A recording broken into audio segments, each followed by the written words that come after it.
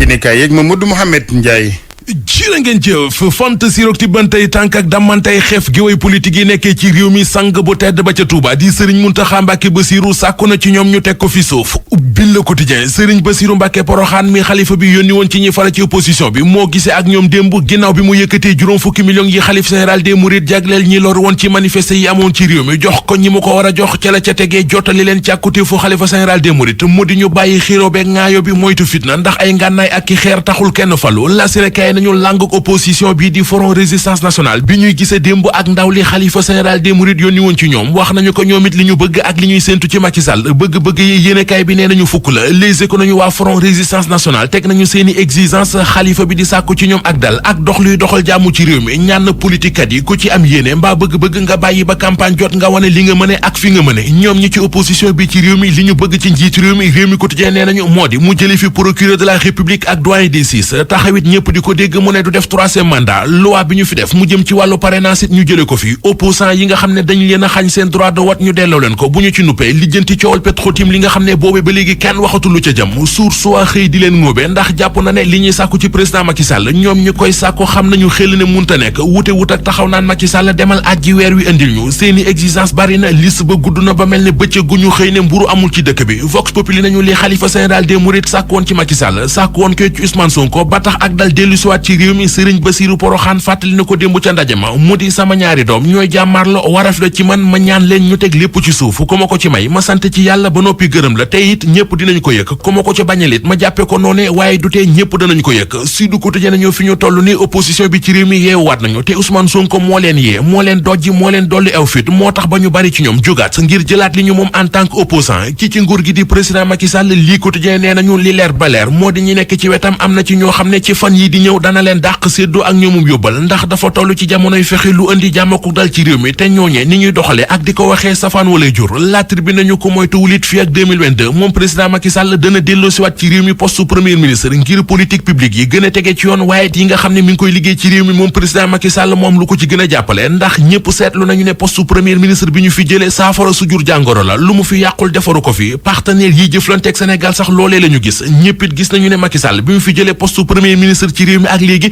dafa wét ci yëf yeneen mu di xibaar yi nga xam ne Mariama Sarr ministre fonction publique ak renouveau service public wax na ko ci xët mu njëkk Soleil national nee na ci diirub ñetti at yi ñu génn état bi génne na lu mat téeméeri milliards ak juróom-benn fukk ak juróom-benn faye ko rappel yi mu warloo ak jàngalekat ci réew mi kàddu yi soxna Mariama Sarr yooyee moo nekk ci xët mu njëkku la Sénégal tontul sëwru seen it boo saayam si mi ngi ci xët mu njëkku journal bi nee na ministre Mariama Sarr dafay bëlëfe ak di tuur nit ñi lëndam li war a leer tey journal Source A nee nañu moo di mbirum élection locale yi ñu war a amal ci réew mi ndax dañu leen di reporter am déet mooy li ñu war a waxtaane tey ji ci suba ci biir commission politique bu dialogue national bi Fatou Kiné Ndiaye di xale bu jigéen bi jànge Maroc te ñu ne dafa am benn waay bu ko joxoonub yóbbante ci yóbbante ba drogue am ci ñu jàppoon ko moom xale bu jigéen bi téye ko war ko àtte l'observateur nee nañu xale bu góor bi ko joxoon drogue bi jàpp nañu ko ca Agadir fa la ñu ko jàppee Masuxa Mbeng la tudd l'observateur nañu bi ñu ko jàppee ci la ñu xamee ne ndekete mbiri Fatou Kiné Ndiaye moo mujj moom la ñu yëg waaye li mu ko def na ko yeneen ñetti nit. Comptoir commercial de plomberie du Sénégal CCPS seen cuuraay raktak bi rëy yooyu seen gamme Opalia ak seen savon de Marseille créole ñoo leen doon may li ci yéenekaay yi. ñu àndoon ci ak Mamadou Mouhamed di ko gërëm na ko noonu yéen ñu doon teewlu xibaaru suba seeg RFM ak toxal geneen ñeel élection gox-goxaan yi dinañ ko waxtaane ci biir commission bi yittewoo politique ci biir dialogue national bu Sénégal dogal bi it ginnaaw bi ci président Macky Sall signé décret altine ji ñu génn mu des ak ministre intérieur war ko présenté acteurs yi ci wàllu politique ñoom ñooñee nag ci ñoom am na ca waa Front Résistance Nationale yu fësal ak càkkutéef démb bu nu bëggee jàmm ak dal am ci lii di wàllu politique ak réew mi yóbbante nañu ko ndaw ak ku tedd ki Serigne Mountakha Bassirou Mbacké muy dox tànki jàmm seen digg ak nguur gu Sénégal ñoom ñu gis waa FRN Front de Résistance Nationale ne faaw ñu baax wax wala laam-laamee gi ñeel ab troisième mandat naka noonu it wàllu parrainage jële fi te procureur liggéeykat yu RTS ñenn nit ñoom ab réero seen digg ak direction générale bi ña ca boot ci syndicat bi faree que Synpics si yëglu démb ci ndaje doon wax rek ay tawat yoo xamante ni bokk na ca ak wuute gu nu gis ci wàllu payoor yi ak it wàllu affecté yoo xamante ni ci coobare njiitu kër gi la direction générale ba tontu xamal leen ni ñanga ca ci wàllu seen i tawat am na ci ñu jël en compte amit ay jéego yu nu def di woote nag ak dal seen biir Abdoulaye Diop moo nekkoon ci technique bi El Hadj Assane ci micro bi soxna Yacine Pouy ci wàllu service digital gi ñu ngi leen di gërëmati di leen ñaanalati kenn lu jàmm ci kanam tuuti penco gi ñu waxtaanee réew mi ak RFM di ci ànd ak ku mel ni professeur Mbaye Thiam historien.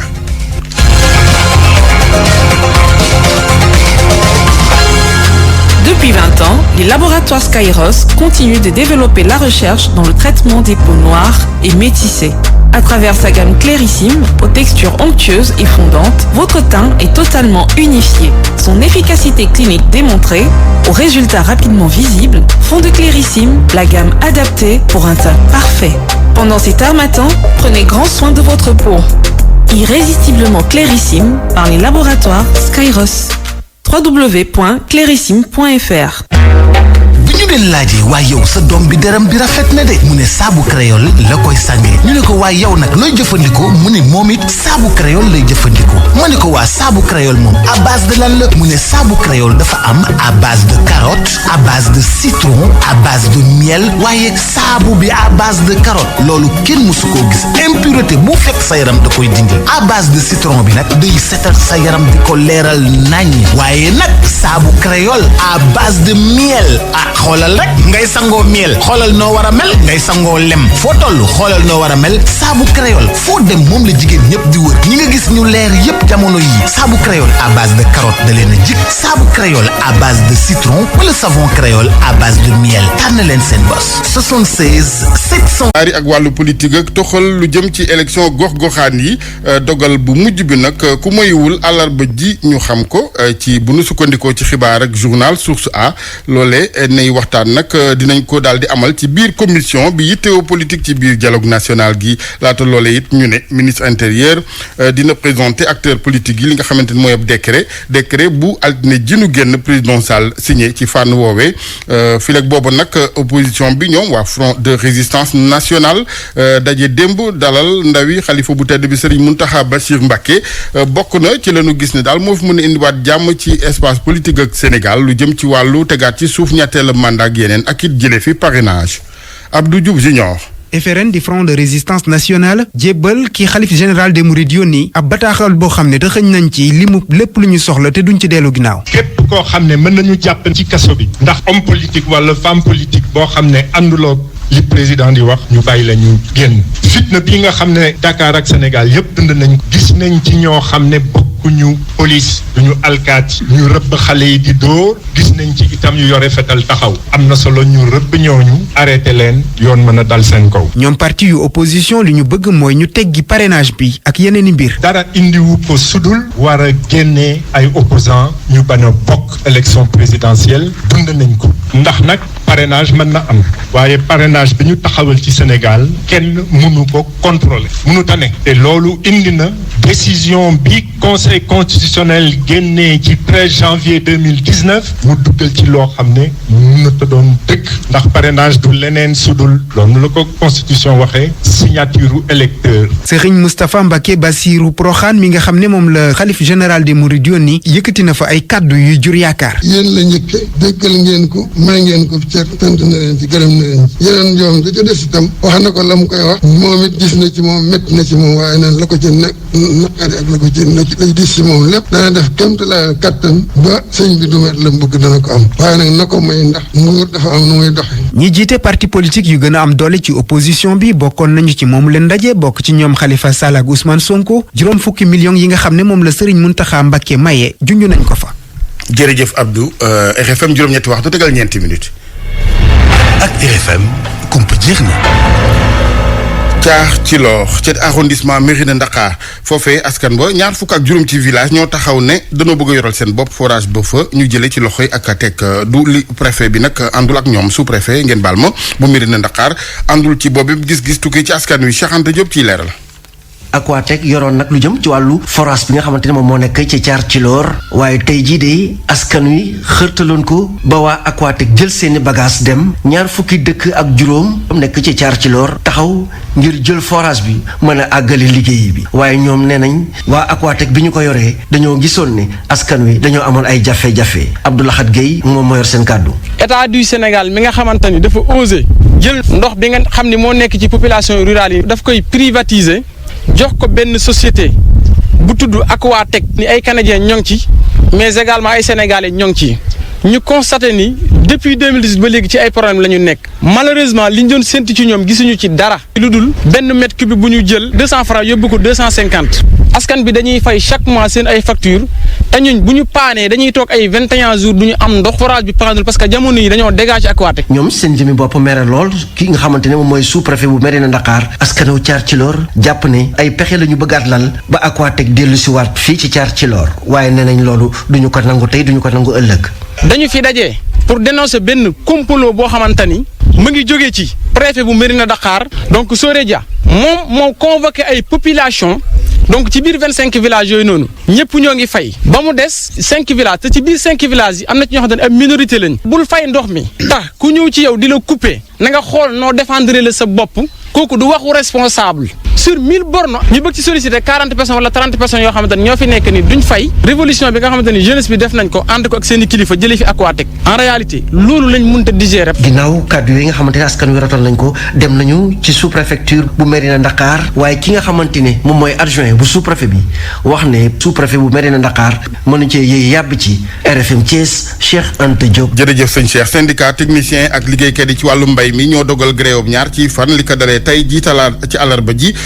dogal nañu bañ a joxeeti lépp luy bulletin d'analyse ñi nga xamante ni mooy wàllu njiw mi di semence certifiée service yu agriculture la ñuy sàkku rek ba waral kon doxalin bu ni mel mooy ay ndàmpaay ci wàllu dëkkuwaay ak it lu jëm ci prime de risque responsabilité ak yeneen secrétaire général du seen kuréel Samba Gueye la ñu ci teewlu ak Makumba Bey. li ñu dogal ci bureau syndical bi mooy fas nañu ne dootuñ joxati chef de service yi nga xam ne ñoo nekk ci région yi ak département yi ak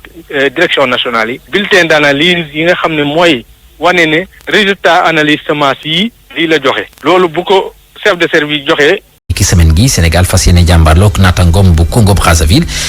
ni ki kon bokk ajuma gi incha allah ñoom nag suñu gaynde yi démb ci suba la ñu daal di yegg foofu lee ca Brazzaville bañ fa yeggee nag daal nañu amal seen séance d'entraînement bu njëkk ci stade olympique bu Kintele nekk ci banlieue nord bu Brazzaville ni ki tey ji tamit danañu amal ñaari séance d'entraînement benn bi ci suba gi ba ca des nag tey ji ci ngoon leneen li nga xam te daal mën nañ ko wax moo di match googule incha allah ni ki ajuma ci bu 16h jotee la ñu koy daal di amal ngeen mën ko déglu tamit en direct ci rajo Futur Média ci lu jëm nag ci juróomeelu journée qualification Coupe d'Afrique des Nations googule ca Cameroun jàpp leen ni tey yi ci ngoon danañ ko dal di door 16h nag moo di derby bi diggante République bu Guinée ak Mali danañ ko dal di amal ca Conakry fàttali nag si national jamono gi moom moo féetee si ñaareel place bi waaye teewul ba tey mën nañoo qualifié bu fekkente ne ni am nañu ndam seen digg ak aigle yu Mali yooyu le dañ dal di kon bokk foqati place bu njëkk bi ci groupe A bi gannaaw ba ñu disqualifié ñi di waa Tchad Namibie moom itamit daal dina gagné sur tapis vert fi mu toll nii nag ñaari poñ daal di dox ci diggante mag Guinée yeneen affiche yi niki tey jii Ouganda dana tase ak Burkina Faso ci ba 13h jotee ci googule waxtu diggante Éthiopie ak Madagascar danañ ko daal di amal itam noonu itam diggante Rwanda ak ñi di waa Mozambique ñu daal di dellu suñu réew waxtaane dogal gi nga xamante ni état bu Sénégal jëloon na ko ngir daal di kon bokk yëkkati li nga xamante ni moo di lii di état d'urgence sanitaire bi gannaaw ba ñu ko defee nag mu desoon yenn ci ay ministre ñu daal di xaatim ab arrêté ngir mën a kon bokk ubbiwaat li nga xamante ni moo di stade yi Matar Ba gannaaw bu mu doon amal conférence de presse fan yi la weesu woon waxoon ko nit ki démb kon bokk la daal di kon bokk mujj xaatim googule bataaxal ngir permettre daal public bi daal di dellu si waat ci li nga xamante daal moo di stade yi léegi nag des na lii di circulaire yi nga xamante ni dana bawoo ci yenn ci président fédération ak itam yenn président fédération ngir ñu daal di kon bokk permettre lii di public bi dellu ci li nga xamante ni daal moom moo di stade yi waaye loolu yëpp nag ci respecté li nga xamante ni moom moo di mesure barrières yi loolu nag daal di neex loolu waa Teungueth FC di yëngu ci Ligue 1 ci wàllu football jamono gi féete ci bopp classement bi ñoom nag daanaka at nga ni seen i supporters mënuñu leen seetaan maanaam dugg ci stade bi ndax mbas mi ak yenn ci ay dogal yi nga xamante ni jël nañ ko ñoom nag fi mu toll nii dañoo daal di bég ci gi les décisions dañuy daal di déglu seen secrétaire général di bu Allez Rio di comité supporters yi moom nag mu nga wuyoo turu Madi Diop ñu déglu ko ci micro Abdou Diouf Diagne. ñun supporteru Teungueth FC yi bi ñu déggee dogal bi ne léegi may nañ supporter yi ñëw si stade bi dogal bu ñu neex la xam nga supporter moom bu fekkente ne mënoo dem supporter sa équipe di jouer yow nga toog télé loolu day xaw a doy waar daal manque à gagner bu mag la woon si ñun mais aussi pour club yi parce que ñoom aussi supporters yi daan ñëw rentrée d'argent bu réy la woon. ñu ngi gërëm bu baax autorité étatique yi ñi nga xamante ne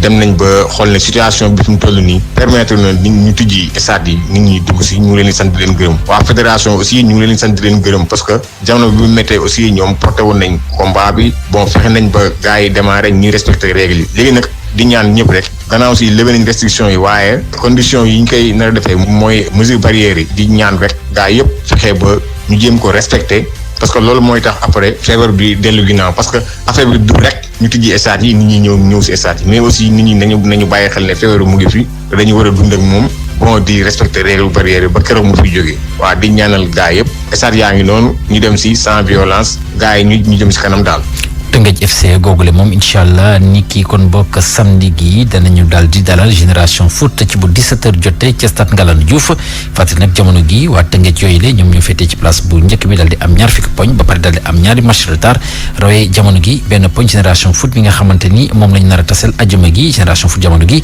ñoom ñu nga féetee si ñetteel place bu classement bu championnat national di Ligue 1 bi ca Europe yi jàppale ni tey jii danañ daal di door qualification Coupe du monde 2022 jogante yu bëri dana daal di am waaye yuñ ci mën a lii moo di diggante Belgique ak Pays de Galles 19h45 googule waxtu yi tamit France dana taseek foofule ca Paris ñi nga xam te ñu di waa Ukraine Turquie moom itam dana daal di taseek ñi di waa Pays-Bas ñu daal di ko jeexaleek wàllu canoë kayak ak aviron genn doomu Sénégal de qualifié ci wàllu Jeux olympiques di wuyoo turu Jean-Pierre Bourlus moom nag daal na décroché li nga xam te ni moo di tikkeem ca Barcelone foofu la daal di gagné li nga xam te moo di médaille d'or moom nag ab gune la ndax am na lu tollook ñaar fukki at ak juróom dana représenté Sénégal ci wàllu Jeux olympiques pour la deuxième fois di performance bi nga xamante ni moom di Jean-Pierre Bourlus mi ngi ko doon rafetlu ci jokkoo mi nga xamante ni amaloon na ko ni ki démb ak kii di Youssouf Bodian fàttali nag ci ñaari sélection yi nga xamante ni ñoo fas yéene kon bokk teewal Sénégal ci mbir moomule ci wàllum canoë kayak ak aviron kii di Jean-Pierre Bourlus am itam beneen magam bi nga xamante ni daal mi ngi doon jëngu ci mbir mi waaye moom daal finalement mujjuta teewe lu ni mel ndax gaañu bi nga xamante ni amee na ko ci li nga xamante ni moo di épaule bi Alaaji Asan ñu bàyyi ba beneen wala nga càmbaral ñu canoë kayak avion moom. waaw bu fekkente ne xaj na ci rek ñu dal di ko. du xeetu aw joow la. waaw joow la daal joow ci. joow la loolu mool yi war nañ ko mën a am. voilà xëy na peut-être que technique bi rek lañ leen koy jàngal.